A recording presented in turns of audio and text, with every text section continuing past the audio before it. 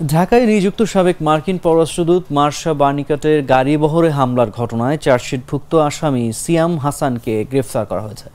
সোমবার রাত 11:30টার দিকে রাজধানীর মোহাম্মদপুরের তাজমহল রোড এলাকা থেকে তাকে গ্রেফতার করে ঢাকা মহানগর গোয়েন্দা পুলিশ। রাতে গ্রেফতারের বিষয়টি নিশ্চিত করেছেন DMP media and public relations বিভাগের উপপুলিশ কমিশনার মুহাম্মদ তালেবুর রহমান। তিনি জানান, সোমবার রাত 11:30টার দিকে গোপন সংবাদের ভিত্তিতে ডিএমপির ডিবি তেজগাঁও টিম 2018 সালে সাবেক মার্কিন রাষ্ট্রদূত মার্শা বার্নিকাটের গাড়িবহরে হামলার ঘটনায় করা মামলায় চার্জশিটভুক্ত আসামি মোহাম্মদ সিয়াম হাসানকে গ্রেফতার করেছে। মোহাম্মদপুর তাজমহল রোডের একটি বাসা থেকে তাকে গ্রেফতার করা হয়।